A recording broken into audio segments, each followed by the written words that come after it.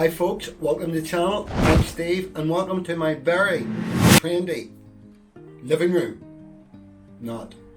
In this video I'm going to give you a rundown of my favourite 5 towns in the Alicante Provence that are all, in my opinion, at least worth a visit, but also all great places to have a vacation, depending on your preferences of course. Also, in each of the 5 places that we discuss, I'm going to give my top 3 suggestions for either places to go or things to do in each of those individual areas, if that makes sense. I think it does, but it will as the video goes on. And as usual with my videos, these are in no particular order, although I have to admit I've left my favourite to last. So Alicante Province is the 4th largest province in all Spain, covering a total area of 5,800 square kilometres, which is a very big area.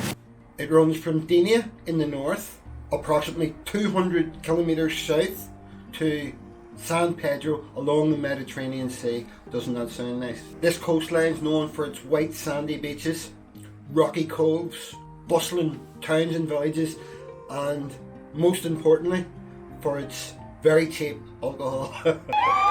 But it's mainly known as one of Spain's top tourist destinations.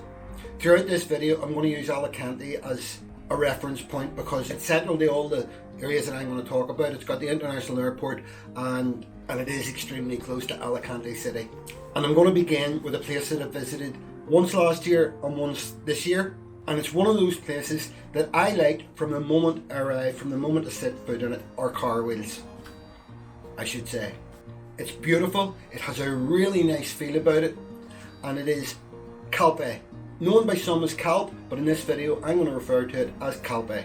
Also, in the previous 2 visits I made videos, as I do. One was a review of Calpe itself, and the other was me climbing Calpe Rock. I'll not tell you if I got to the top or not. Will I? Probably will. I did. But very, very difficult, very enjoyable. But the videos are great. I think if you want to watch them, like all the videos of mine that I referred to in this particular video, I'm going to leave a link in the description below, okay? Yes, so Calpe. And just to remind you, first 4 videos, no particular order. Last one is my favourite. So Calpe is a beautiful, absolutely stunning, iconic coastal town about 64 kilometres north of Alicante. It's known first of all for its massive stone, its massive rock, which I can't pronounce, I'll put it here, which is 322 metres high, and a hell of a climb to the untrained, which I am not. I'm untrained. I did manage to climb to the summit, but I had a few scares along the way, let me tell you. It's a very, very, very ropey climb. Certainly not for the faint-hearted, but well worth the effort. The views are just amazing, as is the feeling you get when you achieve reaching the summit. The town's also known for its stunning beaches, alcoves, and crystal clear Mediterranean waters. It has over 13 kilometres of coastline, with both north and south a variety of sandy beaches and rocky coves to choose from. Hey darling, can I tell you what's been on my mind? Sick and tired of the 9 to 5 in the city light. Hey darling. Things to do in the area. Obviously, lots of water sports, which is basically going to be all the places to talk about today, but they're all slightly different, some more so than others, and I would say Calpe more so. You can kayak, water ski, dive, snorkel, just everything you can think of. Mostly at a price, of course, if you don't have your own equipment, which not a lot of us carry with us on holidays. And there's a number of water sports centres who provide all these various services, including providing lessons and equipment, etc. There's also a lot of hiking trails, mountain climbs, that sort of thing in the surrounding area, not just Calpe Rock. It's a very mountainous area, so you get loads of fantastic walks. Calpe has a rich history, and there's a number of historical and cultural attractions to explore, and obviously tons of other attractions. For example, paragliding, which I did in another video. On the road with a couple of tunes in a car Something's making me think about Del Boy. Hey, darling, you know we're gonna Fantastic! Yeehaw! driving in the middle of the night when the stars are bright.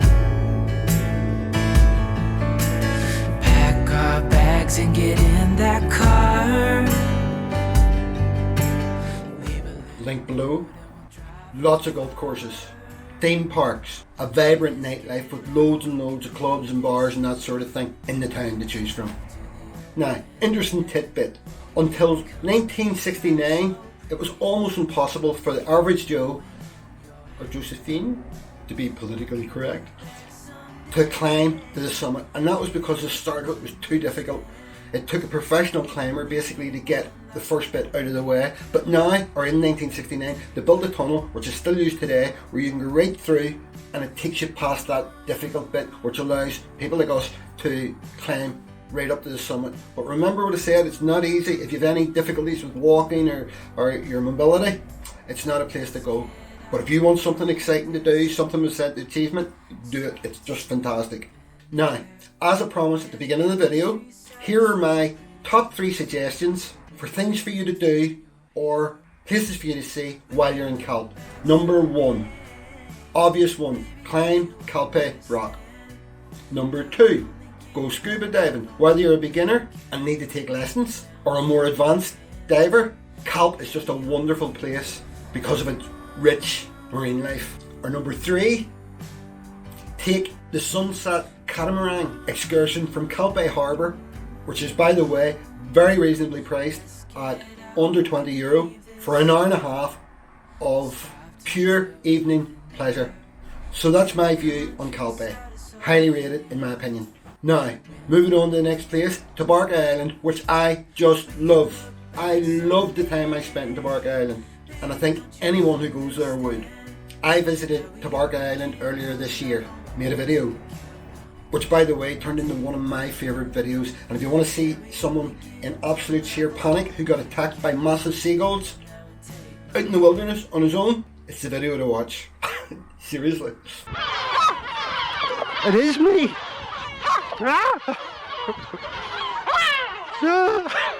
Feel a bit better. Just as he gets clunked in the head.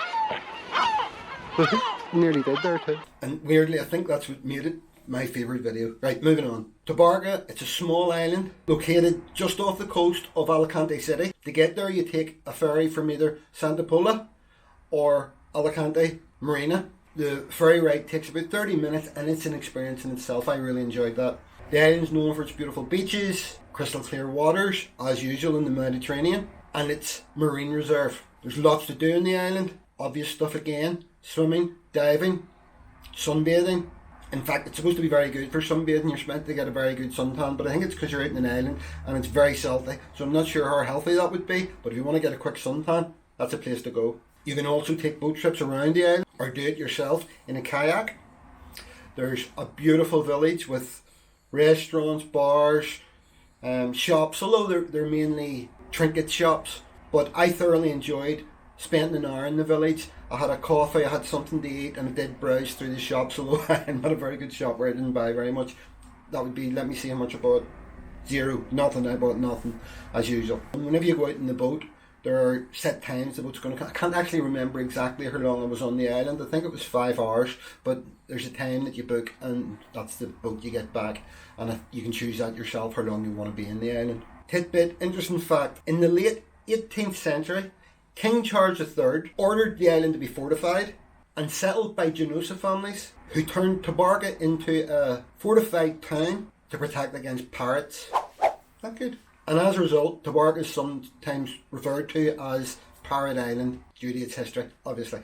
Top 3 suggestions for things to do while you're on Tabarca. 1. Tabarca has fantastic seafood restaurants. One of the specialities, the local specialities, is caldero, which is a fish stew and a must try for food enthusiasts. Wonderful.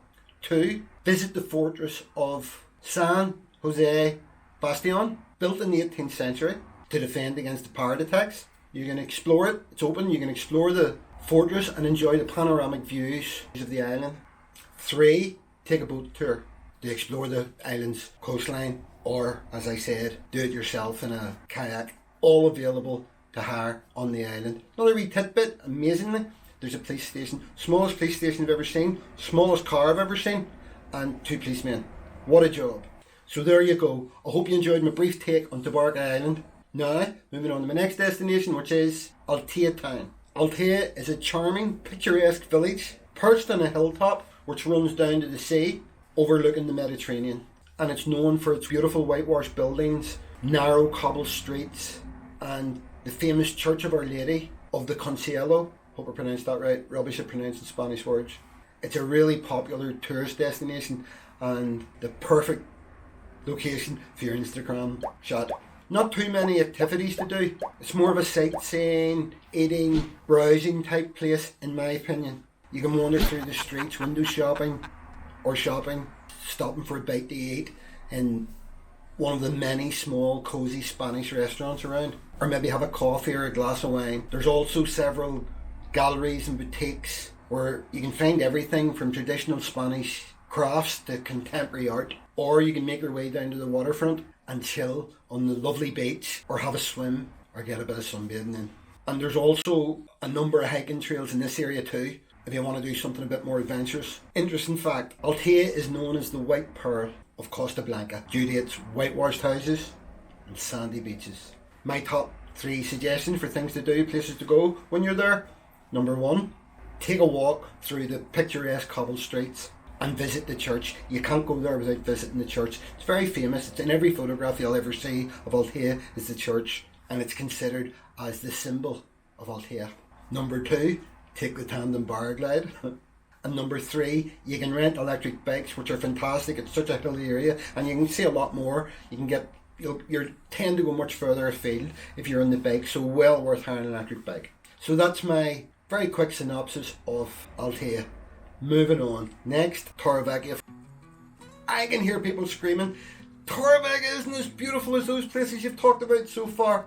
But as you're about to discover, if you don't know it, has a lot to offer. And until recently, I lived just up the road in Guardamar, which I enjoyed, but I found myself, the longer I was there, increasingly going to Torrevieja for everything that I wanted to do. Should it be a meal or an activity, there's just so much to do. Where I was in Guardamar's beautiful, but not much for an expat to do, in my opinion. Not very many English speakers. I don't speak Spanish, which of course I should. Torrevieja, I just loved.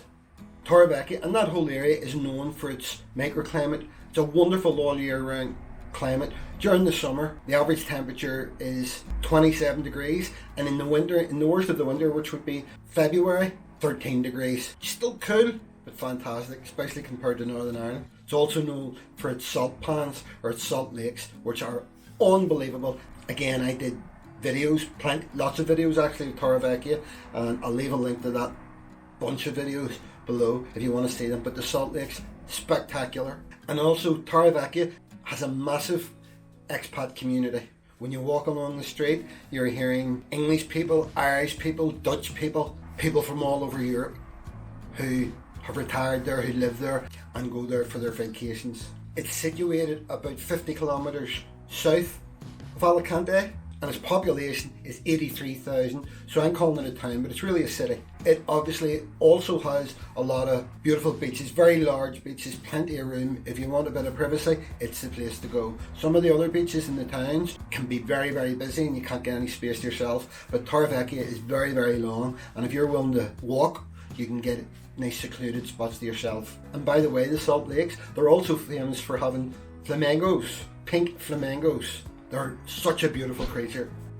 Took me a wee while to find some, but and you can get to the Salt Lakes on a council-run mini train, complete with a tour guide who'll explain it all to you.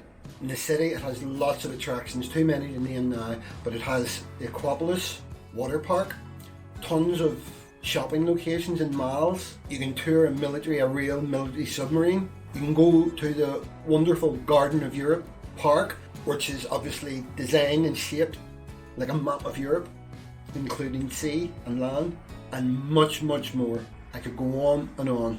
So it's a great place to go for day trip or to stay, and as I said, it has everything. Fantastic choice of restaurants, every nationality of restaurant you can think of in the world, you're going to get there. And also some very classy restaurants down to your fish and chip shops. You can get everything there you could possibly want food-wise. Now, tidbit, interesting fact. The Salt Lakes are the largest in Europe and produce an average of 600 tons of salt per year. Definitely enough for your fish and chips. Right? Now, top 3 things to do when you're there. Food, both restaurants and markets. As I said, the town has something for everyone. Whether you want a French meal, Spanish meal, Greek meal, whether you want a budget meal, expensive meal, and markets which sell the most amazing selections of fruit and veg if you're a home cooker or you want to cook at home. 2, take the guided tour on the wee train to the Salt Lakes. And 3, take long walks along the beautiful promenade and out along the 1.4 kilometre pier which runs right out to a lighthouse at the end. Fantastic. What a lovely way to spend an evening. So that's just a small synopsis of the many reasons I have to put Torrevieja in my top 5 places to visit or holiday. But now I'm going to move on to my final place, and as I said at the start, my favourite, and that is the city of Alicante itself. Alicante had to be the number 1. It's a fantastic city. There's so much to do and see. It has its own international airport right on the edge of the city, and again I've made a few videos that I'll leave a link below. Alicante, the capital of Costa Blanca, and an extremely popular tourist destination for short breaks and holidays. It's a great destination for weekends away. Very cheap flights, especially from the UK and Ireland with Ryanair and EasyJet. You can get there for, it's just amazing sometimes the deals. Have a look whenever you're thinking about doing it. Have a wee look in advance, because if you leave it to the last minute, you're not going to get those great deals. But very cheap to get to and wonderful. The city has everything. Again, wonderful beaches, crystal clear waters, lively nightlife scene, an incredible nightlife scene all year round. It has many historical sites and cultural attractions and activities. There's every type of water sport you can imagine, boat tours and catamaran journeys and up and down the coast, out the islands. Just super for that sort of thing. Very reasonably priced, I found as well. There's tons of bars, restaurants, clubs to choose from. Festivals. One of the main festivals is the annual Higueras de San Juan Festival, probably pronounced wrong again, right out here, which takes place every June. Bonfires, parades, fireworks, music, everything you would expect. There's so many historical sites, including the Castillo Santa Barbara, I always say that right, which is Alicante Castle, which stands guard over the city from its very high vantage point, where you'll get some of the most spectacular views. There are a number of shopping districts, from streets with designer shops to fantastic shopping malls scattered around the city and outskirts. Eating out, again, every type of restaurant you could think of, everywhere, serving everything from Spanish cuisine to every type of international cuisine. There are loads of golf courses in the area. The old town is spectacular, the promenade is spectacular, perfect for late night after dinner strolls. And again, I could go on and on and on. And of all the places I've talked about, it has a special type of charm and atmosphere. It's hard to find anywhere you go in the world, which is what makes it my choice for the number 1 place to go in the Alicante area. Interesting fact, and this is my favourite interesting fact too, Alicante has the world's largest palm tree forest. Not fantastic? I wouldn't have expected that in Spain. Maybe California, but Spain, yep, largest in the whole world. My top 3 things to do. Number 1, visit the castle. As my long-term viewers will know, I love castles. I went to a lot of castles in my earlier videos, and I would rank Alicante Castle in the top 5 that I've been to anywhere in the world. It is fantastic, and if you're going to it, you can get a taxi. You can start halfway up, which is where the entrance is into the actual castle, or there's a beautiful walk which winds its way up the mountain to it, which is what I think you should do if you can. It just adds to the enjoyment of visiting the castle. 2, the coastline here has an abundance of marine life, so one of the best places on the coastline to snorkel or dive. 3, take a long walk and have an enjoyable meal and glass of wine in the old town. on a hot summer's evening. Perfection. So there you go. I hope you enjoyed the video, and I hope it entices you to go one of those places you've maybe never been, or maybe visit them all. So I'm going to leave the video off there. I do hope you enjoyed it. If you did, please give it a thumbs up. Please comment. I love your comments, and I love replying to them and conversing with you and getting a feel for what you think of the videos. If you want to see more videos, don't forget, hit the wee bell icon and it will tell you whenever the next video's out. But I'm going to leave it off there. So bye for now.